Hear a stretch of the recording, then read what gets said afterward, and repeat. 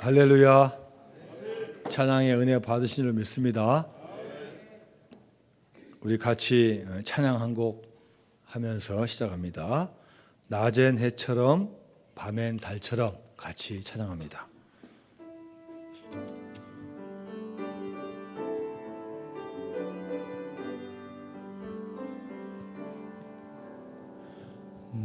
낮엔 해처럼 밤엔 달처럼 그렇게 살 수 없을까? 욕심도 없이 얻은 세상 비추어 온전히 남을 위해 살듯이 나의 일생에 꿈이 있다면 이 땅에 빛과 소금 되어 가난한 영혼 지친 영혼을 주님께 인도하고픈데 나의 욕심이 나의 못난 자가 언제나 커다란 침대가 나를 짓눌러 마음을 공곡해 하니 예수여 나를 도와주소서. 예수님처럼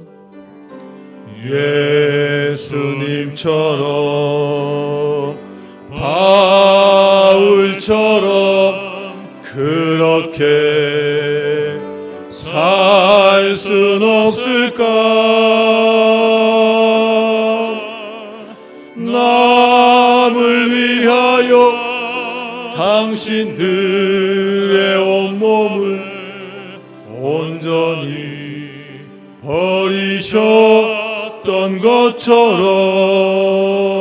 주의 사랑은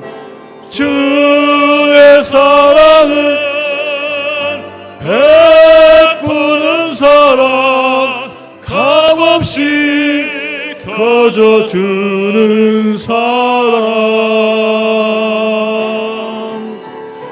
그러나 나는 주는 것보다 받는 것 더욱 좋아하니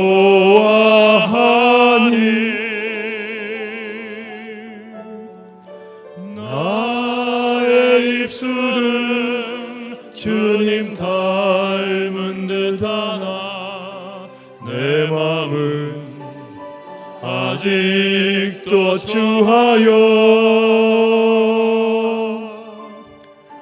받을 사랑만 계속하고 있으니 예수여 나를 도와주소서. 주의 사랑은 베푸는 사랑 주의 사랑은 베푸는 사랑 값없이 거저주는 사랑 그러나 나는 주는 것보다 받는 것 더욱 좋아하니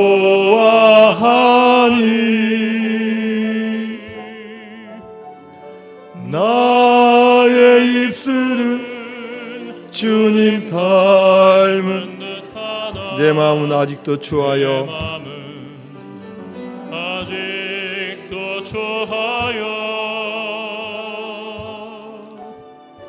받을 사랑만 계속하고 있으니 예수여 나를 도와주소서. 예수여 나를 도와주소서. 예수여 나를 도와주소서.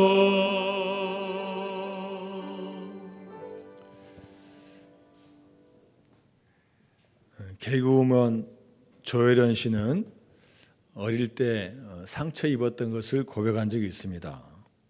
1970년도에 태어났는데 옛날에는 남자아이가 태어나는 것을 다 선호했습니다. 그래서 자신은 그 당시에 딸로 태어나서 환영받지 못한 아이였다고 합니다.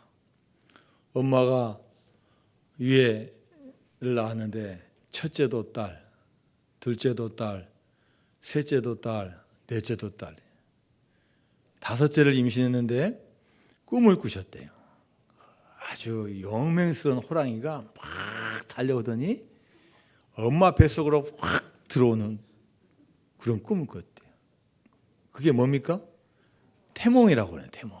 야, 호랑이가, 용맹스러운 호랑이가 딱 뱃속에 들어오니까 드디어 다섯 번째는 사내 아이가 태어난다. 이렇게 해서 야, 드디어 딸만 있는 가정에 아들이 태어나는구나, 이렇게 좋아하셨다는 거예요. 아이나 다를까 해산할 때 머리부터 나오죠. 탁 머리가 나오는데 머리가요 이렇게 크게, 야, 의심할 바 없이 남자라는 게 크게 나왔다. 그래서 사람들이 야, 고추다, 아들이다, 이렇게 외쳤는데 막상 나오고 보니까 고추가 안 보이는 거예요. 그 다섯 번째 딸이 자기였다는 거예요. 그래서 엄마가 얼마나, 태몽 안 꿨으면 괜찮은데 태몽까지 꿨는데 자기가 나오니까 엄마가 늘 하는 말씀이 이 배신자 가스나, 이 배신자 가시나. 자기는 배신한 적 없어요. 엄마 아빠 자기네들이 그렇게 해놓고 그렇게 꿈꿔놓고 태어났다고 왜 자기가 배신자가 되냐. 그래서 늘 자기를 보면 어릴 때 이 배신자 가스나 있다.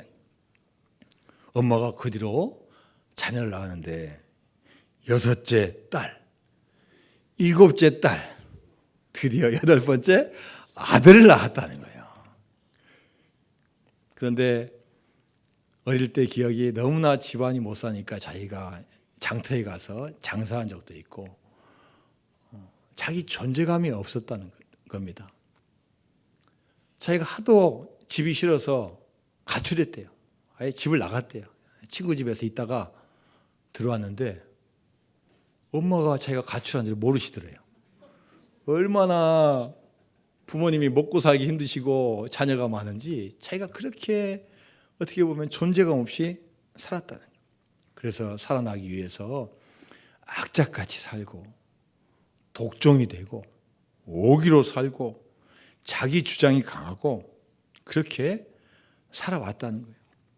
누가 전도해도 그걸 뭐하러 믿냐고, 하나님 있냐고, 뭐하러 믿냐고 그렇게 완강하게 거부를 했다는 겁니다.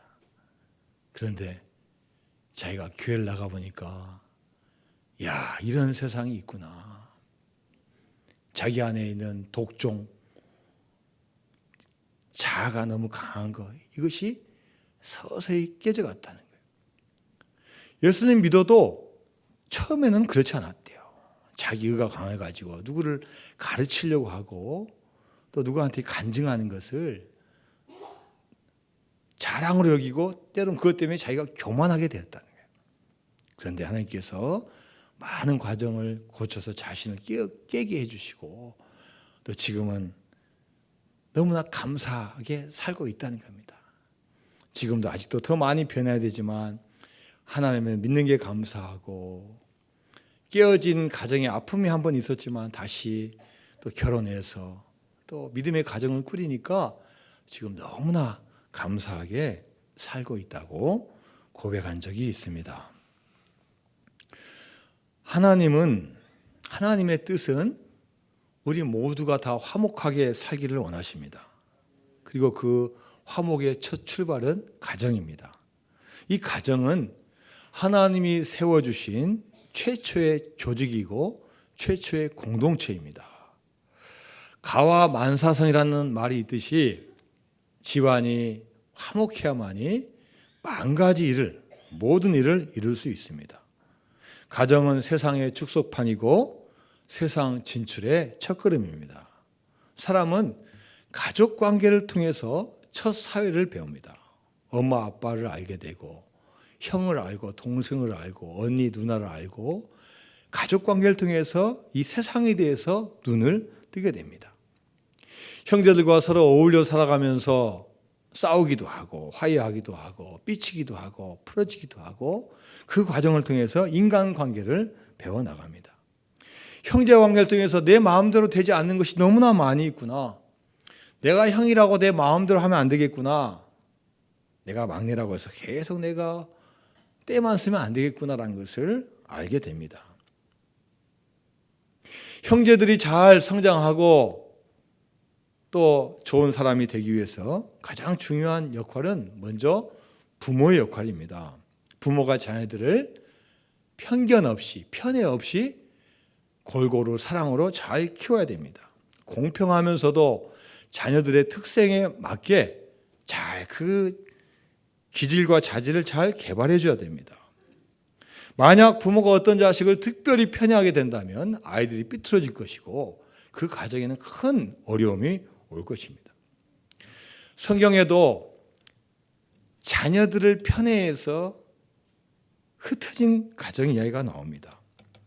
이삭과 리브가 아름다운 믿음의 결혼을 했지만 두 사람이 살면서 그 가정을 화목하게 하지 못했습니다. 리브가가 임신을 했는데 이 뱃속에 쌍둥이가 있어요. 하나님께서 말씀하시기를 내 배에 두 아이가 있는데 두 아이가 민족으로 이룰 것이다. 오히려 둘째 애가 첫째 애보다 더 크게 될 것이라는 이 말씀을 이 아이들이 배 안에 있는데 듣습니다. 자, 정말로 좋은 엄마라면 이 아이를 어떻게 키워야 되겠습니까? 하나님께서 미리 주신 말씀이 있기 때문에 이 아이들이 두 민족이 되지 않고 또 서로 싸우지 않고 갈등하지 않고 화목하게 하도록 애를 썼어야 될 겁니다. 그런데 그렇게 되지 않고 엄마 아빠가 특별한 아이들을 더 사랑하고 편애하는 거예요. 창세기 25장 28절 말씀을 봅니다. 시작. 이삭은 에서가 사냥한 고기를 좋아하므로 그를 사랑하고 리브가는 야곱을 사랑하였더라. 엄마 아빠가 좋아하는 애가 틀려요. 아빠는 장남인 에서를 좋아하고 엄마는 둘째인 야곱을 좋아하는 겁니다. 뱃속에서부터 이미 싸운다는 걸 알았으면은 어떻게 해서든지 두 아이를 하나가 되게 해야 되는데 화목하게 해야 되는데 부모가 그렇게 하지 못했습니다. 자식을 편애하니까 그 갈등이 점점 더 증폭이 되어서 나중에 결국 야곱이 집을 뛰쳐나가고 집을 떠나게 됩니다. 남아있는 형 에서라도 잘 되면 얼마나 좋겠습니까? 이제 부모의 말 듣지 않습니다. 야, 불신결혼하지 마라. 우리 저 먼 친척 중에서 믿음의 사람과 결혼하자. 말 듣지 않습니다. 가나안 여인 부인 삼고 또 결혼하는데 이방 여자들 집에 들어옵니다. 부모가 믿음의 길 가라 해도 가지 않고 반항하고 자기 뜻대로 살아갑니다. 한 집안에서 이 부모의 잘못된 편애로 인해서 형제간이 갈등하고 서로 다른 길을 가게 됩니다. 부모가 자녀들을 사랑으로 잘 키워야 하는데 오히려 부모가 형제의 사이를 더 갈라놓았습니다. 서울의 한 교회 집사님이 예전에 경남 진주에서 한 은행의 지점장으로 근무를 했습니다. 그 은행에 가장 많은 돈을 저축하신 한 어르신이 계셔요. 이미 통장에는 수십억의 돈이 있습니다. 그리고 한 달에 한 번씩 오시는데 버스를 타고 오시면서 또 저축할 돈을 다 들고 오시는 거예요. 그래서 심지어 호주머니에 있는 동전 하나까지도 다 저축하시는 거예요. 지점장이 이걸 보고 깜짝 놀랐어요. 이야, 괜히 부자가 되는 게 아니구나. 이렇게 냉혹하리만큼 저축을 하니 부자가 되는구나. 그런데요, 정말로 호주머니 있는 거 다 털어요. 올 때 버스 타고 오셨으면 갈 때도 버스 타고 가시니까 뭐가 호주머니에 있어야 돼요?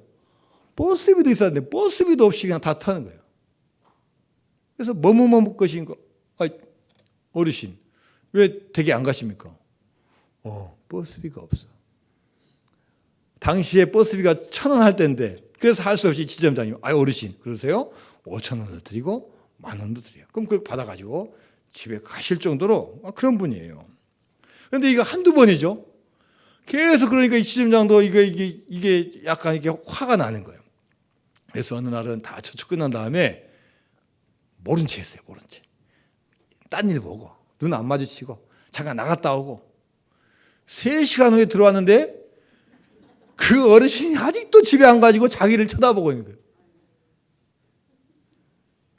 그리고 몇 번 더 오시다가 나중에는 이제 안 오시는 거예요. 왜 안 오시지 했는데 연락이 왔습니다. 이 어르신이 돌아가셨다고 연락이 왔어요.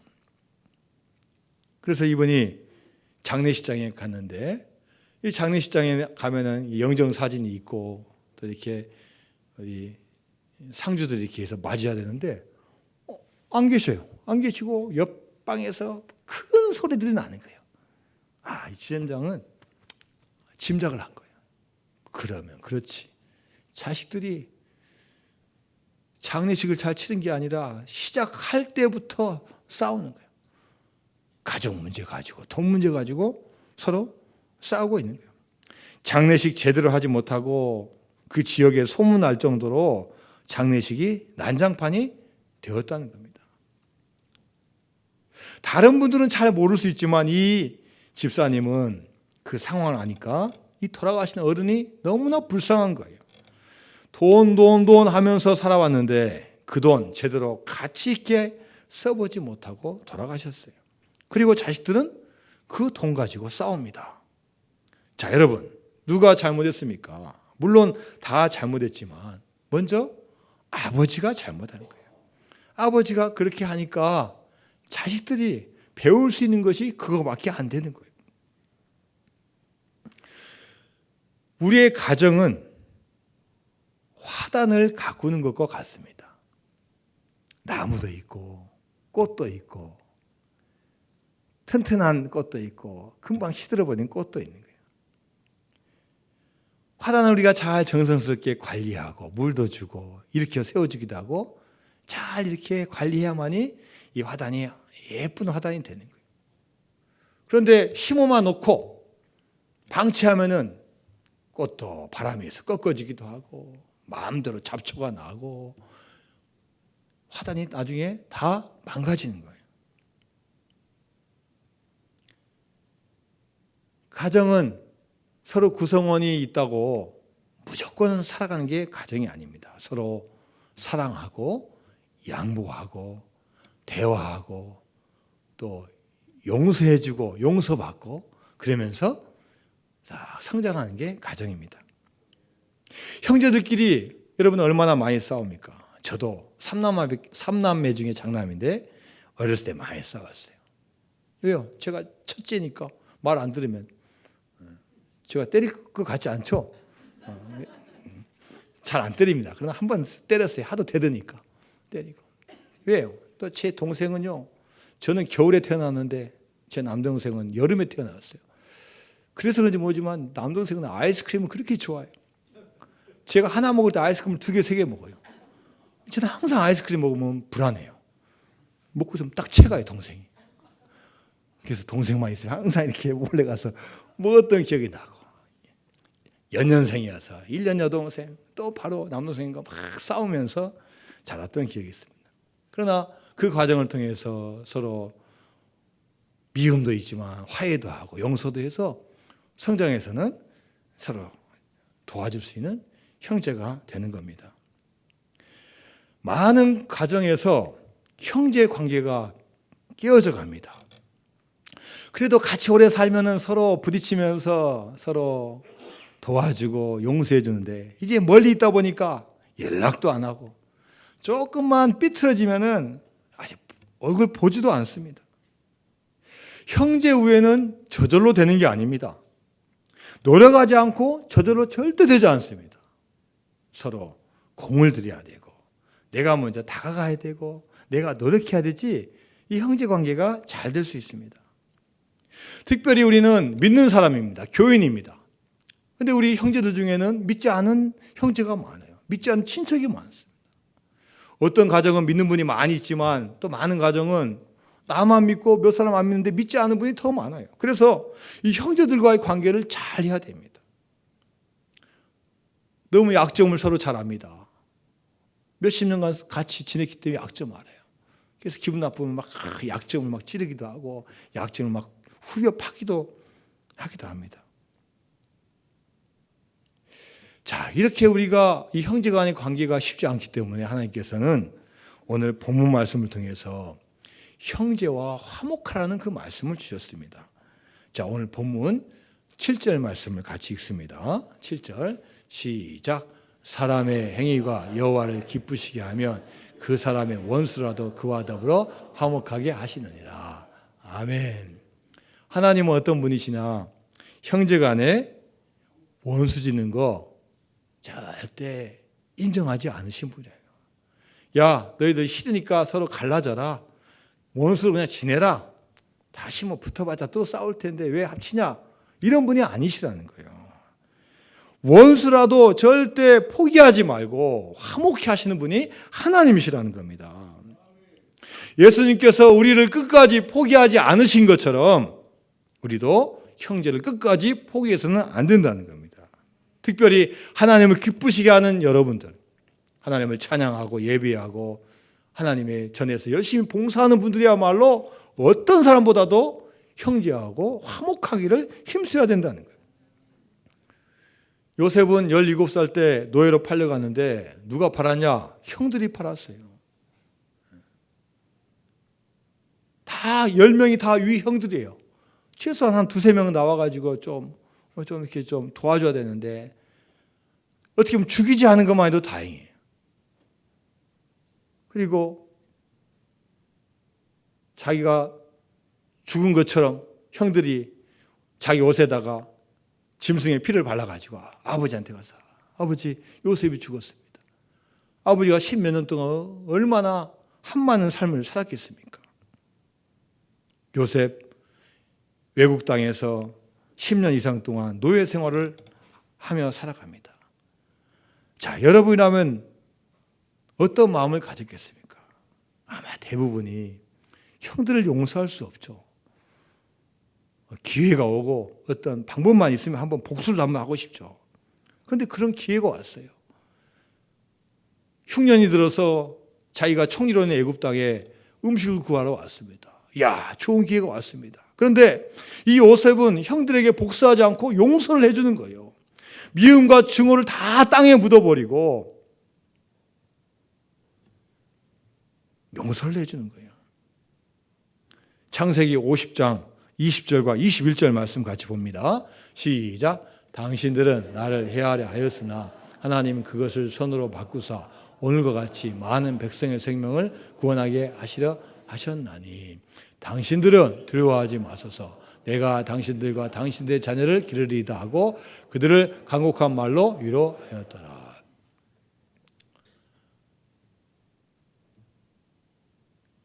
처음에 먼저 한번 요셉이 형들을 용서해 줬습니다. 근데 형들은 불안한 거예요. 아버지가 돌아가시면 요셉이 마음이 변할 것 같은데 지금 아버지 때문에 지금 우리를 못 죽이고 있지. 아버지가 돌아가시면 분명히 복수할 텐데 아버지 야곱이 돌아가신 그 후 장면이 지금 방금 읽었던 말씀.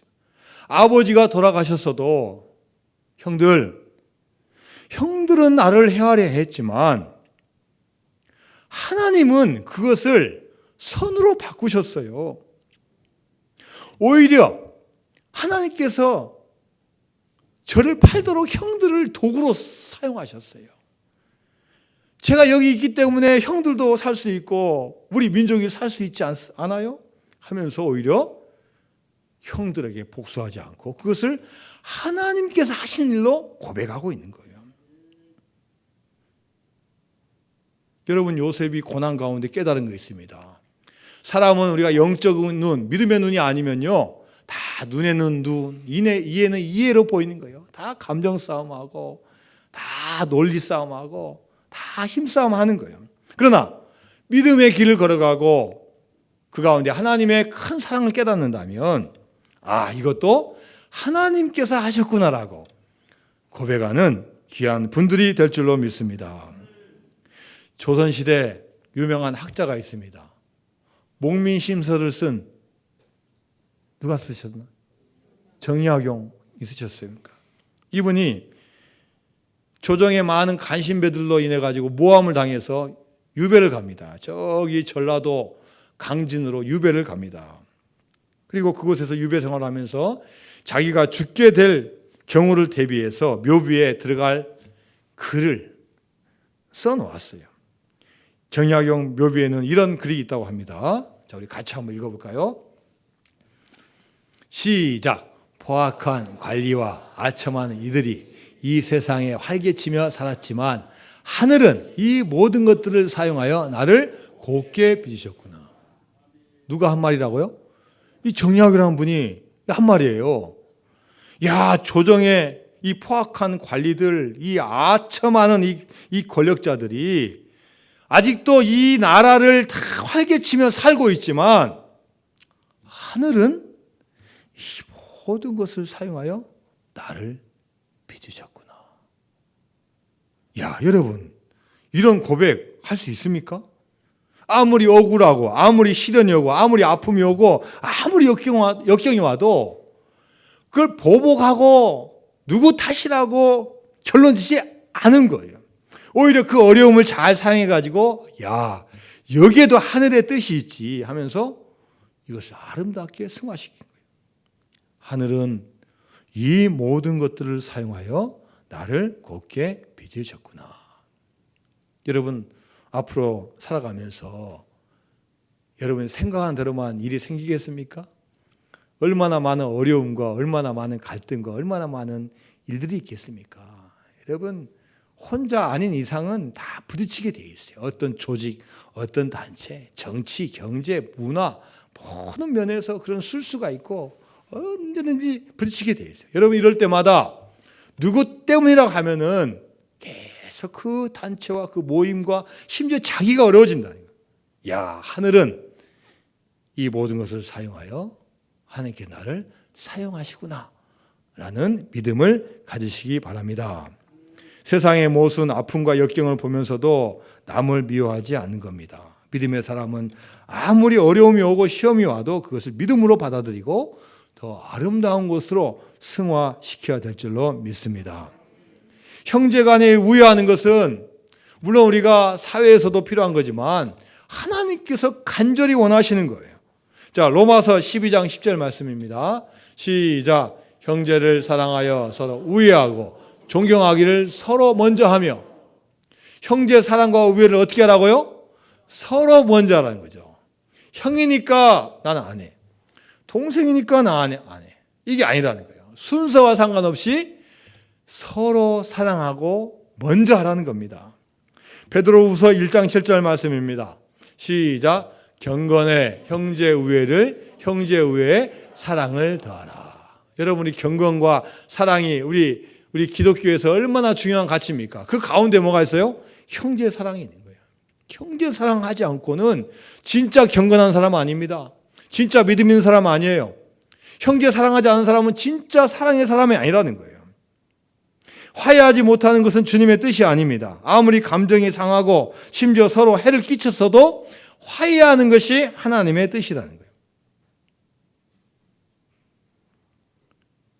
물론 양보할 수 없는 진리 때문에 사람들과 안 좋을 수 있습니다. 정말 우리가 중요한 가치 때문에 사람들과 불화할 수 있어요. 맨날 한잔하러 갑시다. 나 안 가. 어떤 게 옳은지는 잘 모르겠지만, 예? 가능하면 안 가야 되지 않겠습니까? 그래. 이 뇌물을 막 이거 받으면은 돈이 막 매덕 생길 것 같아. 이것만 다 한번 눈 감아주면 될 것 같아. 아무리 뭐해도 이게 하나님의 뜻과 길이 아니면은 관계가 안 좋아지더라도 설사 그것을 못 얻을지라도 그것을 중단해야 된다. 모세가 태어날 때 애굽에는 이스라엘 백성이 너무나 왕성하니까 산에 아이 태어나면은 다 죽여라. 그래서 이 바로 애굽의 이 바로 왕이요 직접 불러요. 직접. 요즘으로 말하면은 보건부 장관, 뭐 이 보건부장을 부릅니다. 출애굽기에 보니까요 1장에 나와 있는데 그 두 사람 이름이 시브라와 부하라는 사람이야. 딱 직접 불러가지고 야 히브리 여인들이 해산할 때 출산할 때 여자아이가 태어나면 살려주고 남자아이가 나오면 무조건 죽여라는 명령을 받다. 가장 무서운 사람이 바로왕 아닙니까? 이 말 안 들으면 자기도 죽을 수 있어요. 그런데 이 두 사람이 어떻게 하는 거예요? 오히려 살려주는 거예요. 왜요? 하나님의 백성, 믿음의 백성을 살리는 게 하나님의 뜻이기 때문에 아무리 권력자가 명령하고 아무리 자기가 죽을 위험이 있어도 그 말을 듣지 않는 겁니다. 그랬더니 하나님께서 이 두 사람에게 축복을 주시는데 어떻게 주십니까? 자, 출애굽기 1장 20절에서 21절까지 말씀입니다. 시작. 하나님이 그 산파들에게 은혜를 베푸시니 그 백성은 번성하고 매우 강해지니라. 그 산파들은 하나님을 경외하였으므로 하나님이 그들의 집안을 흥왕하게 하신지라. 아멘. 이 일을 행하였으면은 아마 감옥에 가거나 심지어 야, 너 왜 나의 명령 듣지 않았어 하고 죽임을 당할 수 있는데 오히려 하나님께서 하나님의 길을 걸어간 그 두 사람을 흥왕케 하여 주시고 그 가정에 복을 주시는 것입니다. 할렐루야. 형제간에는 진리 이외에는 이 하나님의 길 가는 진리 이외에는 그러나 그것 빼놓고는 화목해야 된다는 거예요. 진리 아닌 것 가지고 비판하고 비난해서는 안 됩니다. 여러분 교회 안에서 또 우리 가정에서 직장에서 형제가 서로 화목하지 못하면 여러분 누가 마음이 아프시겠어요? 하나님이 가장 아프시죠. 부모가 되시고 우리 아버지가 되신 하나님이 가장 마음이 아프신 거예요. 그래서 우리는 모든 행위가 하나님 여호와를 기쁘시게 해야 되는데 그중에 가장 기뻐하는 것 중에 하나가 뭐냐? 형제를 사랑하는 것. 형제를 사랑해야 될 줄로 믿습니다. 형제간에 서로 겸손해야 됩니다. 형도 겸손하고 동생도 겸손해야 돼요. 형이라고 해서 뻑이고 동생이라 해서 뭐하고 그런 게 아니라 서로가 다 겸손해야 돼요. 가르치기보다는 들어줘야 돼요. 부탁하기보다는 부탁을 또 잘 들어줘야 돼요. 이것이 바로 하나님께서 우리를 세상에 보내신 목적이 된 줄로 믿습니다. 여러분, 형제를 사랑해야 되는데 형제이기 때문에 사랑하는 게 아니에요. 그러면 여러분 좋아졌다, 싫어졌다, 결국은 다 헤어지는 거예요. 누구 때문에 사랑해야 되냐? 하나님 때문에. 하나님이 보내주신 예수님 때문에 우리가 형제를 사랑해야 될 줄로 믿습니다. 예수님 때문에 형제를 사랑합니다. 예수님 때문에 자매를 사랑합니다. 예수, 예수, 예수, 예수, 예수, 예수, 예수님 때문에. 이 작사하시는 분이 의도적인 건지 아니면 이 분위기를 맞춰서 넣은 건지 모르지만 이 찬양을 보면 계속 예수예요. 예수, 예수, 예수. 형제를 사랑하는 것이 내가 좋아서 때문이 아니라는 거예요. 우리가 형제를 사랑하고 자매를 사랑하는 것은 예수님 때문에 사랑해야 되지 끝까지 사랑할 수 있고 실망하지 않을 수 있다는 겁니다. 할렐루야. 내가 형제와 싫어도 예수님 때문에, 예수님의 사랑 때문에 사랑해야 될 줄로 믿습니다. 자, 우리 이 찬양 우리 한번 같이 한번 힘차게 한번 불러보겠습니다. 우리 옆에 분 한번 보면서요. 우리 옆에 분 한번 보면서 한번 찬양합니다. 예수님 때문에 형제를 사랑합니다. 예수님 때문에 자매를 사랑합니다. 예수 예수 예수 예수 예수 예수 예수님 때문에 할렐루야.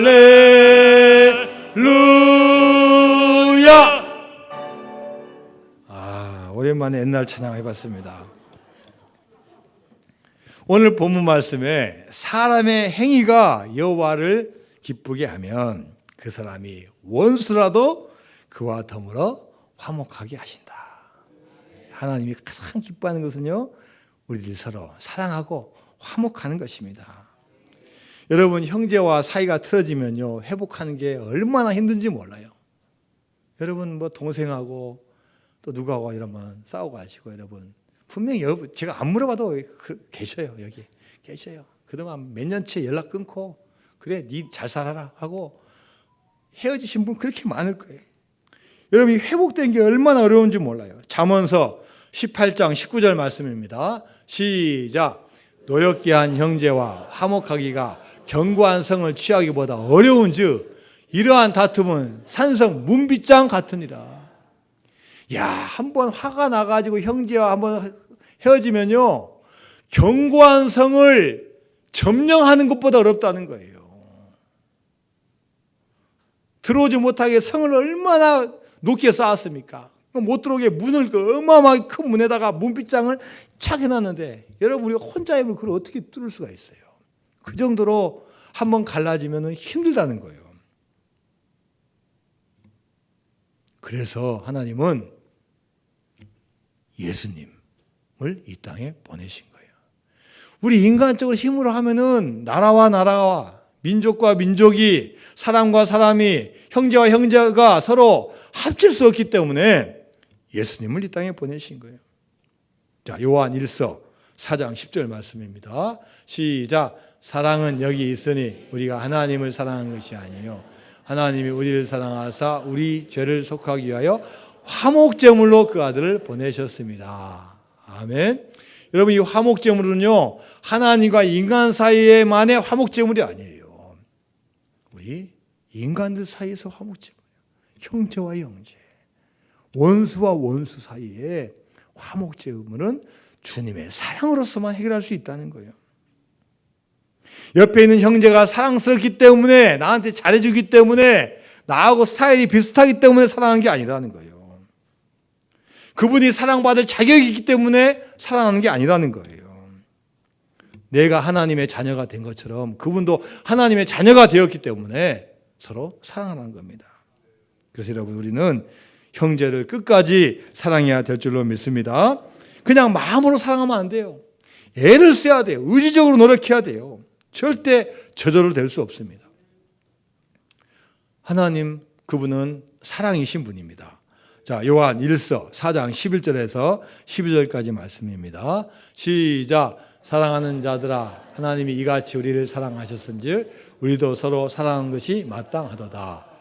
어느 때나 하나님을 본 사람이 없으되 만일 우리가 서로 사랑하면 하나님이 우리 안에 거하시고 그의 사랑이 우리 안에 온전히 이루어지느니라. 아멘. 사랑은 표현하는 겁니다. 먼저 내가 표현하는 거예요. 얼굴로 표현하고, 표정으로 표현하고, 말로 표현하고, 글로 표현하고, 문자로 표현하고, 전화로 표현하고, 내가 먼저 시작하는 거예요. 우리의 사랑은 받는 사랑이 아니라 베푸는 사랑이 되어야 됩니다. 사랑을 받기만 하고 받는 것만 좋아하면 그분은 어린아이 수준에 머물러 있는 거예요. 조금만 해도 안 가지면 튕겨나가는 거예요. 삐뚤어지는 거예요. 여러분, 우리도 이제까지 받는 사랑, 남이 보여주는 사랑만 여러분 좋아하지 않았습니까? 그러니까 앞으로는 주님을 본받아서 베푸는 사랑, 주는 사랑, 끝까지 헌신하는 사랑을 해야 될 줄로 믿습니다. 주의 사랑은 베푸는 사랑 값없이 거저주는 사랑. 그러나 나는 주는 것보다 받는 것 더욱 좋아하니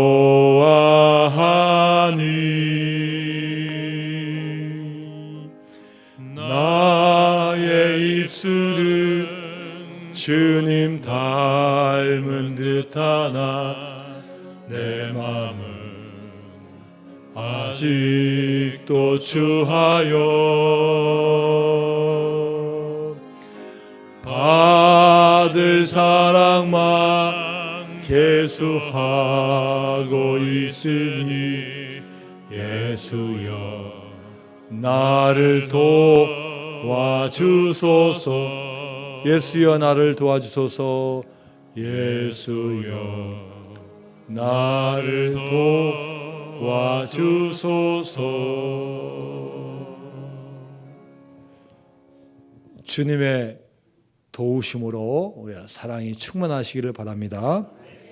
저는 5월 달에 설교를 준비하면서 가정의 달이기 때문에 가정에 관한 이렇게 설교를 준비를 했습니다. 그런데 설교를 준비하면서 제 자신을 돌아보게 되었고, 제가 말씀을 증거하기 전에 그렇다면 너는 얼마나 잘하고 있느냐 하면서 저는 반성과 회개를 많이 하게 되었습니다. 과연 나는 우리 자녀들을 잘 믿음으로 가르치고 있는가? 나는 정말로 우리 부모와 어른들을 잘 공경하고 있는가? 또 나는 우리 가정에서 또 우리 형제들을 또 사회에서 특별히 우리 교회에서 우리 교인들을 얼마만큼 사랑하고 있는가 대해서 많은 뉘우침과 회개를 하게 되었습니다.